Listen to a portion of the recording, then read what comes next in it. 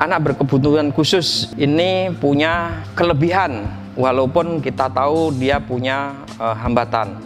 Ada yang bisa jadi guru, ada juga mereka yang punya pekerjaan sebagai entrepreneur ya. Ada siswa kami yang menjadi komposer musik ya, kelas dunia ya, seorang tunanetra, bakat yang sangat cemerlang di dunia musik, di dunia entertain. Dan ada juga yang memang dia punya kemampuan persuasif yang baik sebagai motivator, dan banyak lagi kegiatan yang dia bisa lakukan untuk mengaktualisasikan diri bahwa dia bukanlah manusia yang lemah. Dan kelebihan itu akan bisa kelihatan ketika diberikan kesempatan, dilatih, atau diberikan pendidikan yang baik. Berikan mereka perhatian dan kesempatan yang sama, apresiasi atas apa yang telah dicapai, sehingga tumbuh kepercayaan dan bisa menjadi orang yang mandiri, yang menginspirasi untuk mereka yang lain yang merasa selalu dirinya lemah. Sekolahnya waktu itu SD-nya di sekolah SD umum. Sekar bisa mandiri, tidak pernah saya tungguin, cuman antar jemput. Tapi pelajaran itu walaupun bisa ngikutin tapi keteter. Pengalaman saya sendiri, sebaiknya memang anak itu sekolah di tempat yang sesuai dengan kemampuannya, yaitu di sekolah luar biasa atau SLB. Hilangkanlah ego, hilangkanlah gengsi, karena ini demi masa depan mereka. Ketika kita menginikan ego kita, anak kita ditaruh di sekolah umum, akhirnya anak-anak ini tidak bisa berkembang. Pertama, dibully pasti. Itu pasti dibully dengan teman-temannya. Kedua, apa yang sudah sebenarnya ada dalam diri mereka tidak akan bisa berkembang di sekolah umum. Tapi ketika dia dimasukkan di sekolah yang khusus untuk anak berkebutuhan khusus, insya Allah mereka akan bisa berkembang. Jadi apa yang ada dalam diri mereka, mutiara yang ada di dalam diri mereka akan bersinar ketika mereka berada di tempat yang tepat untuk mereka.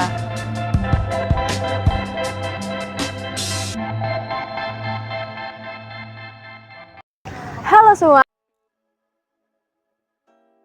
kami dari kelompok 2. Sebelum kami membahas ke materi inti, di sini kami akan membahas mengenai studi kasus pendidikan inklusi dan pemerataan pendidikan di Indonesia. Selanjutnya, saya akan menjelaskan tentang kondisi di SD Negeri Harapan Bangsa, di mana sekolah ini ditunjuk sebagai sekolah inklusi. Di dalam sekolah ini terdapat 18 anak berkebutuhan khusus dengan kondisi seperti gangguan pendengaran, kesulitan belajar, autisme ringan, hingga tunanetra parsial. Yang berikutnya, saya akan bahas mengenai permasalahan yang dihadapi oleh sekolah tersebut. Permasalahan yang dihadapi oleh sekolah tersebut, yang pertama, keterbatasan guru pendamping khusus atau GPK. Yang kedua, sarana dan prasarana yang belum memadai. Yang ketiga, kesulitan dalam menyesuaikan kurikulum. Dan sebagian orang tua yang masih belum menerima ABK di sekolah reguler. Di sini saya akan menjelaskan upaya apa yang harus kita lakukan untuk mengatasi masalah tersebut. Yang pertama misalnya pelatihan guru reguler, penerapan metode peer tutoring, lalu pengembangan kurikulum yang lebih fleksibel, serta kerjasama antara sekolah dengan komunitas ataupun LSM. Saya akan menutup studi kasus ini dengan kesimpulan. Dari studi kasus SDN Harapan Bangsa, kita dapat menyimpulkan bahwa pendidikan inklusif perlu dukungan dari berbagai pihak, yaitu pihak guru, sekolah, orang tua, dan pemerintah. Tanpa dukungan mereka bersama, pendidikan inklusif tidak akan terpenuhi secara optimal. Nah, selanjutnya kita akan masuki materi inti, yaitu pendidikan inklusif dan pemerataan pendidikan. Sebelumnya, pendidikan inklusif merupakan hak asasi manusia yang wajib dijamin oleh negara. Konsep ini tidak hanya bertujuan memberikan layanan pendidikan kepada anak berkebutuhan khusus atau ABK, tetapi juga sebagai sarana untuk menumbuhkan toleransi sosial dan membangun masyarakat yang lebih adil. Pendidikan inklusif pada dasarnya menegaskan bahwa semua anak memiliki hak untuk belajar bersama-sama dalam lingkungan yang sama. Tidak boleh ada diskriminasi, pengecilan, atau pemisahan karena keterbatasan fisik, intelektual, maupun kesulitan belajar. Dan tidak ada ketentuan yang membenarkan pengecualian anak dari pendidikan. Dengan demikian, pendidikan inklusif adalah pendidikan untuk semua yang berusaha menjangkau setiap anak tanpa terkecuali. Secara landasan yuridis, pendidikan bagi ABK telah dijamin dalam berbagai regulasi. Undang-Undang Dasar 1945 Pasal 28C Ayat 1 menegaskan hak setiap warga negara untuk memperoleh pendidikan. Undang-Undang Nomor 4 Tahun 1997 tentang penyandang cacat memberikan dasar perlindungan hukum bagi ABK. Sedangkan Undang-Undang Nomor 20 Tahun 2003 tentang Sistem Pendidikan Nasional memperkuat prinsip kesetaraan pendidikan. Permendiknas Nomor 70 Tahun 2009 secara khusus mengatur penyelenggaraan pendidikan inklusif bagi ABK, anak cerdas istimewa dan berbakat istimewa. Selain itu, implementasi pendidikan juga diatur pula dalam peraturan daerah atau perda di berbagai wilayah Indonesia, sehingga penerapannya dapat disesuaikan dengan kondisi lokal. Pendidikan inklusif diantaranya mencakup kebutuhan pendidikan anak berkebutuhan khusus yang mencakup anak dengan kelainan fisik, intelektual, sosial, emosional, maupun mental, serta anak dengan kecerdasan dan bakat istimewa. Selain itu, pendidikan inklusif juga melayani kelompok rentan lainnya, seperti anak dari keluarga miskin, anak korban bencana, anak yatim piatu, anak terlantar, anak dengan HIV, anak nomaden, hingga anak yang hidup di daerah konflik. Dengan kata lain, pendidikan inklusif memiliki cakupan yang luas dan berusaha memenuhi kebutuhan setiap anak sesuai potensi dan karakteristiknya. Dalam praktiknya, pendidikan inklusif di Indonesia mulai berkembang seiring adanya sekolah-sekolah reguler yang ditetapkan menjadi sekolah inklusi. Misalnya di beberapa daerah seperti Yogyakarta, Surabaya, dan Bandung, telah dilakukan upaya pelatihan guru untuk menangani ABK, penyediaan guru pendamping khusus, serta pengembangan kurikulum diferensiasi. Praktik baik lainnya adalah pelaksanaan peer tutoring, yaitu siswa reguler membantu ABK dalam proses belajar, sehingga terjalin interaksi sosial yang positif. Upaya pelatihan guru untuk menangani ABK dapat sesuai dengan pelatihan dari UNESCO tahun 2009. Dalam proses mengajar di kelas, tenaga pengajar perlu memiliki kreativitas sehingga dapat sesuai dengan kebutuhan anak. Berikut adalah contoh yang harus dilakukan oleh guru untuk menangani ABK, yaitu menyediakan waktu yang fleksibel sehingga anak bisa mempelajari subjek tertentu, memperbolehkan anak untuk bekerja secara tim maupun individu, memiliki kebebasan dalam menentukan metode ajar, dan mengalokasikan waktu tambahan untuk tugas bersama. Guru memiliki peran yang pertama ada kreatif dan fleksibel dalam mengajar. Guru dituntut kreatif dalam menyajikan materi serta fleksibel menyesuaikan metode dengan kondisi kelas dan kebutuhan siswa. Lalu menyediakan waktu tambahan untuk tugas. Kelonggaran waktu diberikan agar siswa dengan kecepatan belajar berbeda tetap mampu menyelesaikan tugas dengan baik. Yang ketiga, mengizinkan kerja tim maupun individu, yaitu siswa diberi pilihan belajar secara individu untuk melatih kemandirian atau secara kelompok untuk mengasah kerjasama. Lalu, bebas memilih metode ajar sesuai kebutuhan siswa. Mengacu pada UNESCO tahun 2009 dan UNICEF 2011, guru menyesuaikan strategi pembelajaran agar sesuai dengan minat, kemampuan, dan kebutuhan tiap siswa. Lalu yang kelima, dia menciptakan lingkungan belajar yang nyaman. Kelas harus kondusif, aman, dan menyenangkan sehingga siswa lebih percaya diri dan aktif dalam belajar. Dan yang terakhir, pendidikan berkualitas tanpa diskriminasi. Semua siswa berhak mendapat kesempatan belajar yang sama tanpa membedakan latar belakang, kondisi, ataupun kemampuan. Lalu selanjutnya ada tantangan implementasi. Yang pertama, minimnya sarana prasarana ramah ABK. Fasilitas sekolah umumnya belum sepenuhnya mendukung kebutuhan anak berkebutuhan khusus, misalnya aksesibilitas ruang kelas, alat bantu belajar, atau media pembelajaran khusus. Lalu yang kedua ada kekurangan GPK, dan guru belum berlatar belakang PLB. Jumlah guru pendamping khusus masih terbatas, sementara sebagian guru reguler belum memiliki kompetensi khusus di bidang pendidikan luar biasa. Lalu yang ketiga ada dana terbatas untuk fasilitas inklusif. Keterbatasan anggaran membuat sekolah kesulitan menyediakan sarana pendukung seperti alat bantu, ruang belajar adaptif, maupun pelatihan guru. Lalu yang keempat ada belum meratanya akses internet dan teknologi. Tidak semua sekolah dan siswa memiliki akses internet stabil serta perangkat teknologi, sehingga pembelajaran inklusif berbasis digital belum optimal. Lalu yang terakhir ada stigma masyarakat masih ada. Sebagian masyarakat masih memandang ABK secara negatif sehingga menghambat penerimaan dan dukungan terhadap pendidikan inklusif. 2A. Apa tantangan implementasi pendidikan inklusif di Indonesia? Yang pertama, kurangnya sarana dan prasarana. Banyak sekolah belum memiliki fasilitas ramah anak berkebutuhan khusus atau ABK seperti aksesibilitas fisik, media pembelajaran adaptif, maupun alat bantu belajar. Yang kedua, ada keterbatasan guru pembimbing khusus atau GPK. Jumlah GPK masih sangat terbatas, sementara guru reguler belum semuanya mendapat pelatihan untuk menangani kebutuhan siswa inklusif. Yang ketiga, ada kualitas dan kuantitas sumber daya manusia. Selain GPK, tenaga pendidik lain juga masih kurang dalam pengetahuan, keterampilan, dan pengalaman terkait pembelajaran inklusif. Yang keempat, ada pendanaan yang terbatas. Dana pendidikan sering belum cukup untuk menyediakan sarana inklusif pelatihan guru maupun program pendukung lainnya. Yang kelima adalah belum meratanya akses pendidikan. Kesempatan memperoleh pendidikan inklusif masih belum setara, terutama di daerah terpencil yang kekurangan fasilitas, tenaga pendidik, dan akses teknologi. 2B. Bagaimana pendidikan inklusif dapat memenuhi hak anak berkebutuhan khusus dalam pendidikan? Yang pertama, menjamin hak atas pendidikan tanpa diskriminasi. Pendidikan inklusif memastikan setiap anak termasuk ABK mendapatkan kesempatan belajar yang sama tanpa dibedakan oleh kondisi fisik, mental, sosial, maupun latar belakang. Yang kedua, ada penyediaan fasilitas dan aksesibilitas.